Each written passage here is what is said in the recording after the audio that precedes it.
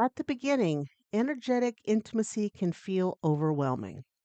You feel their mood shift before they speak. You sense tension before it's acknowledged. You carry emotions that don't feel yours entirely. But as the connection matures, energetic intimacy no longer feels intrusive. It becomes discernible. It is no longer something that floods you. It is something you can recognize without absorbing. Many people think, well, they're too sensitive. In truth, they've never been taught the difference between feeling and fusing. In today's Mystical Minds, we're exploring what energetic intimacy actually is and how to feel another's emotional frequency without losing your own. Because sacred intimacy isn't about merging, it's about remaining coherent while connected. I'd like to welcome you to the Mystical Minds podcast. I'm your host, Allie Thies. I'm the creator of Out of Body Ecstasy, which is the anytime, anywhere orgasmic experience. With over 40 years of experience as a psychic, energy worker, and soul connection specialist. Over the years, I've written 8 books, with book 9, Soulful Connections, scheduled for release in 2026. I've been walking the mystical path since childhood, and now I help others reconnect with their true selves through intuitive readings, soul work, and the safe, sacred space of the Mystical Minds community. This podcast is your invitation to explore the magical, metaphysical, and the wildly mysterious side of life. From energy healing to spirit guides, soulmates to sacred rituals, nothing is off limits here. So grab your tea, light a candle, and let's dive into the mystery together. Now, I want to remind you that alongside the telepathic subliminals that I released last month, I've also added new dream focused and astral focused audios, and they're designed to support dream recall, lucid awareness, subtle astral perception, and safe grounded exploration of energy intimacy. Oh, yes. So check them out at outofbodyecstasy.com. Now we got some big stuff, energy, astrological wise, coming up tomorrow, Tuesday, February 17th, 2026. First of all, we have the Aquarius new moon. A new moon in Aquarius, it marks the beginning of a fresh cycle around innovation, collective consciousness, independence, higher vision, future oriented thinking, community and networks, and authentic self expression. Aquarius energy is not emotional in the traditional sense. It's visionary, it's detached, and it really is observational. This new moon asks, where am I thinking too small? Where am I conforming instead of innovating? What future am I ready to design? Right? Because the new moon, it's all about planting intention, but not taking action quite yet. Aquarius favors clarity over drama and strategy over impulse. This is a powerful time for setting intentions around community, reimagining long term goals, releasing outdated identities, and aligning with purpose driven work. Now, with all of this, we also have tomorrow the solar eclipse energy. And the new moon is tied to the solar eclipse window. When this happens, the energy intensifies. A solar eclipse represents sudden shifts, accelerated timelines, destiny pivots, course corrections, and external change that forces internal clarity. Think of the new moon as seeds and the solar eclipse as the fertilizer. Fast growth. Eclipse energy tends to reveal what's been hidden, collapse unstable structures, speed up decisions that have been delayed. Now, the Aquarius eclipse themes specifically activate social roles, collective movements, technology, relationships to groups or causes, and personal freedom versus obligation. Eclipses remove what no longer fits the future you are stepping into. And you know what?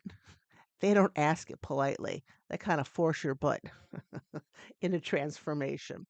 And if that wasn't exciting enough, we also had the Chinese New Year tomorrow, Year of the Fire Horse.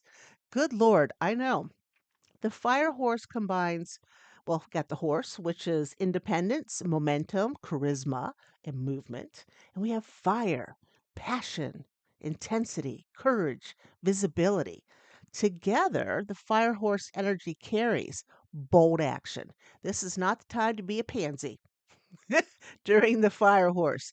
You got to get yourself out there and make that effing move. Okay, so bold action, personal drive, leadership impulses. This is a good time to take those risks. Expressive power, so those who are creative. Fast moving change. Now, fire horse years, man, they're not quiet. They're just not. They favor brave decisions, visible reinvention, taking initiative, breaking free from stagnation, and they do not favor at all hesitation, getting stuck in your head with over analysis, and playing small so you fit in. No, no, no, no. The horse is a forward moving, the fire element accelerates it, and this new year is all about motion. So, how do these energies interact? When you combine the Aquarius new moon, which is a future vision, the solar eclipse, which is a timeline shift, and fire horse year, which is bold momentum, you get a period of rapid realignment.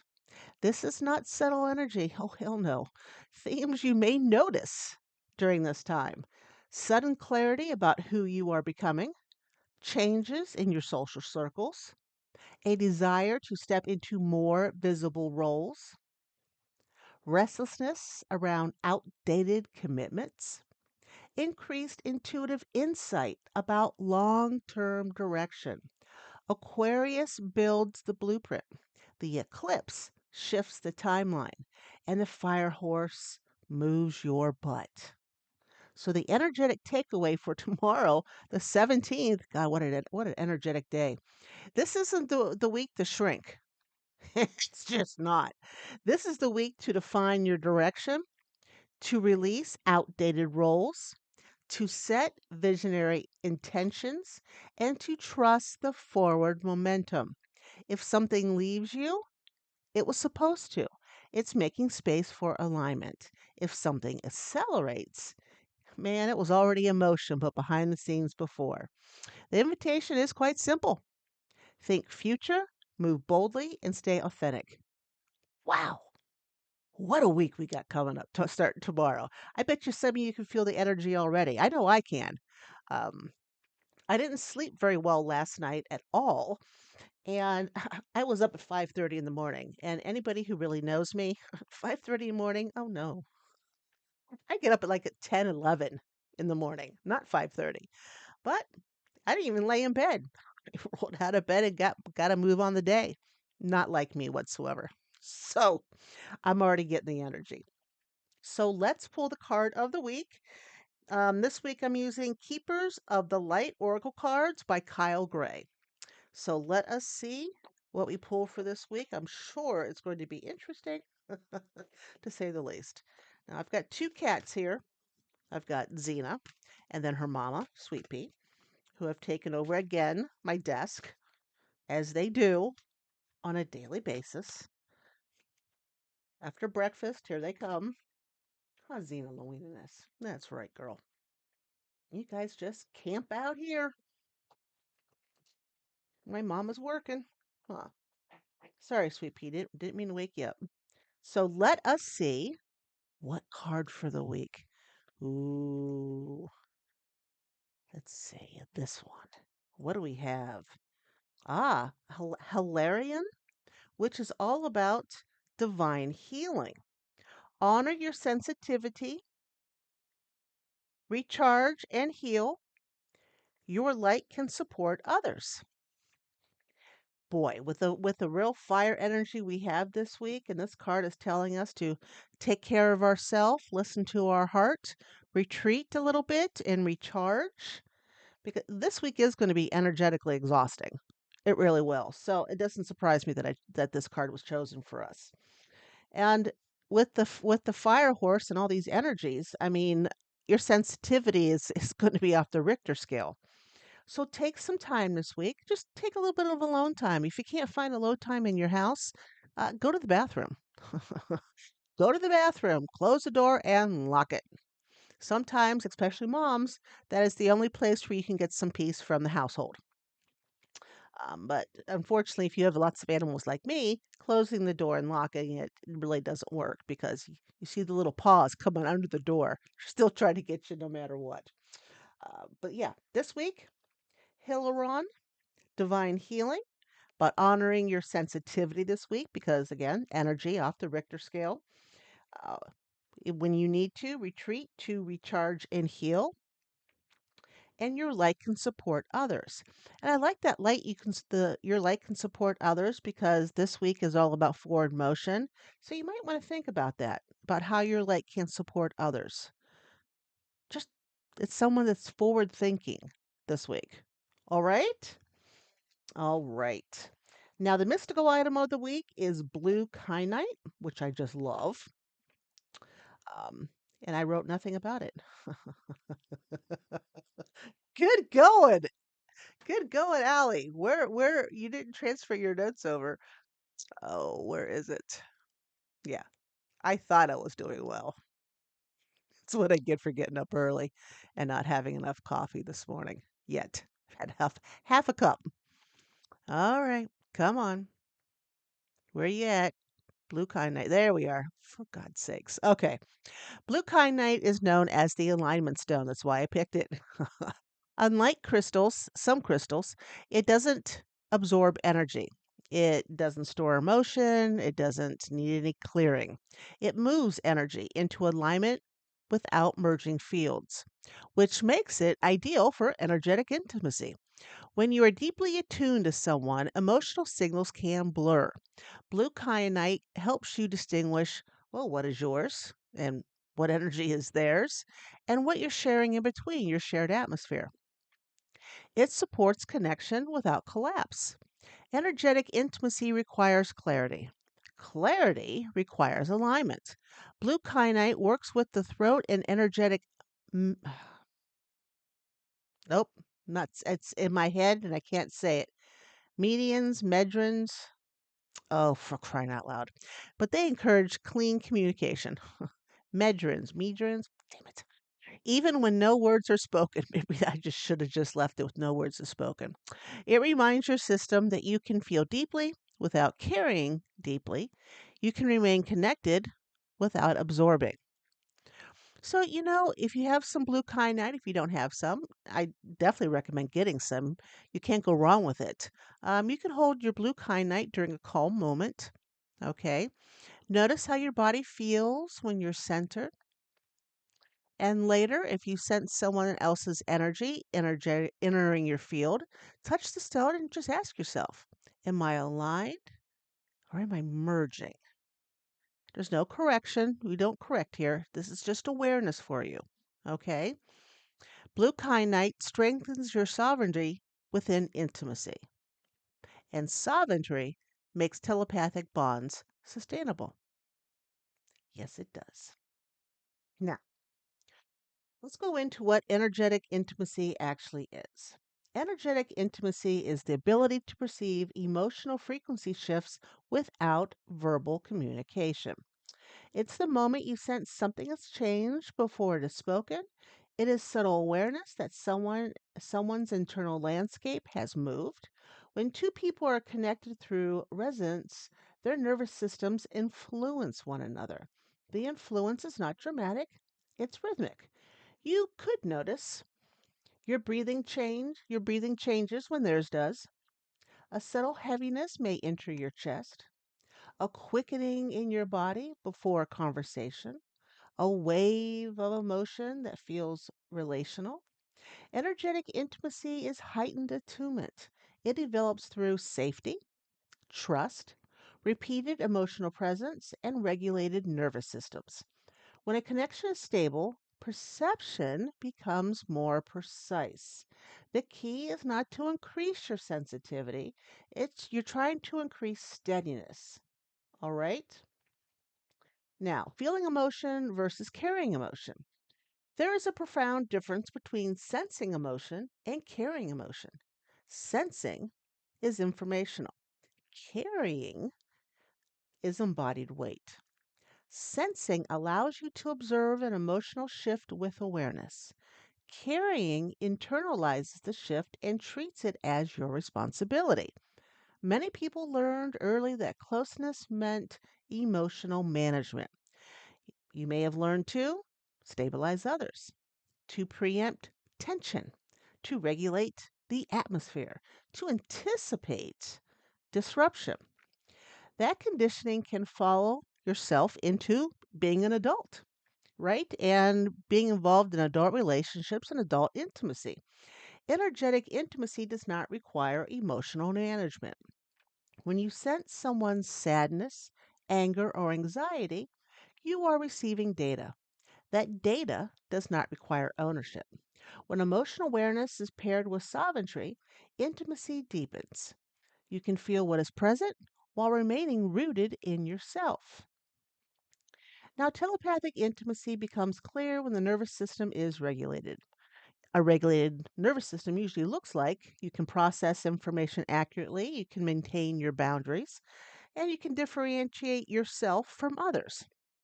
When regulation is present, you can feel another person's frequency without shifting your own baseline. This can create emotional clarity, of course, and clarity allows for discernment, steady response, and grounded empathy. When two regulated systems interact, communication often moves beneath language.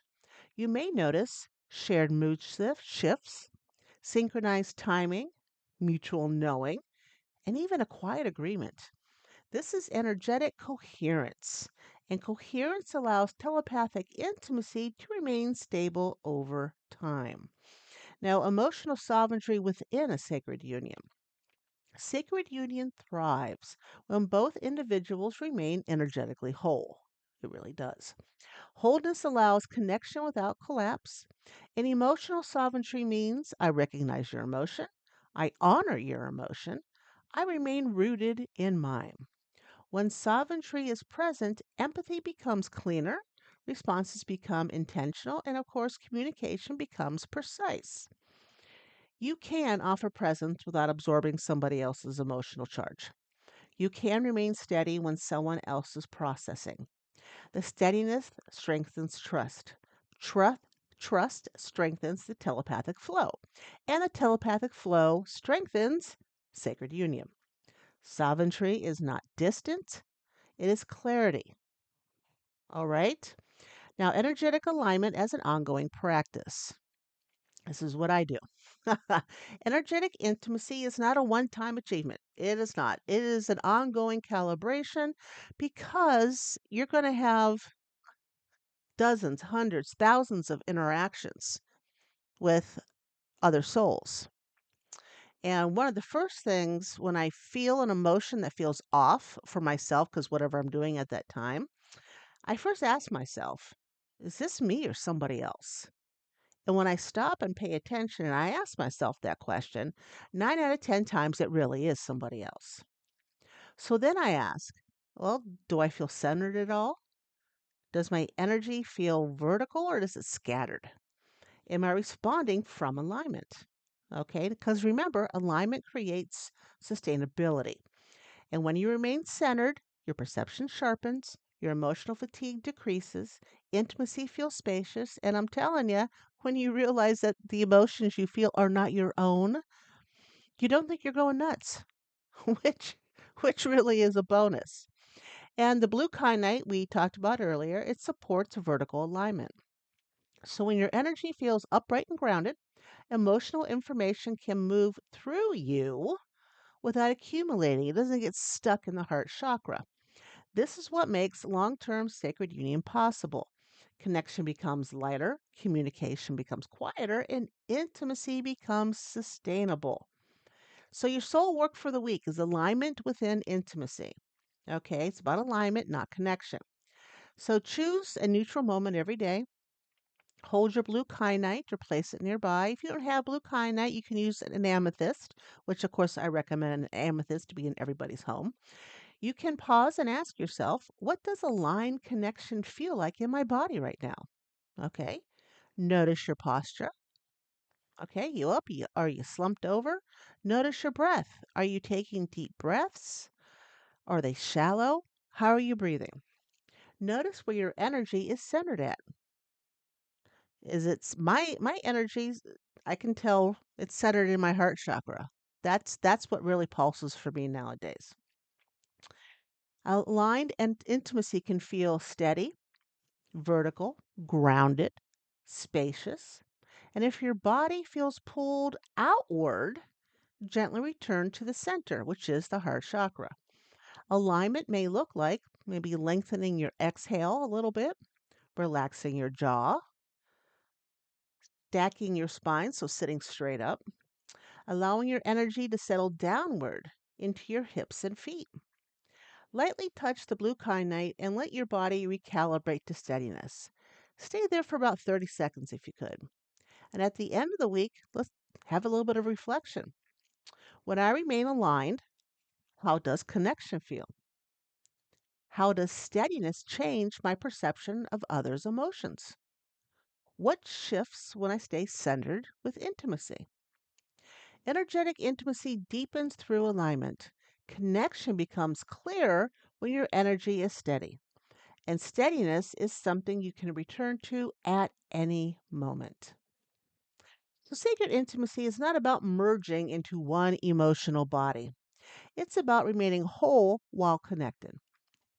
This month in Mystical Minds, it's all about refining energetic bonds, about learning how telepathy moves, how resonance stabilizes, how sovereignty protects your sacred union with soulmates and twin flame. Next week, we'll explore a bit of the divine feminine and the divine masculine energy and how polarity influences telepathic exchange. Until then, please feel without collapsing, sense without absorbing, stay centered enough to remain clear.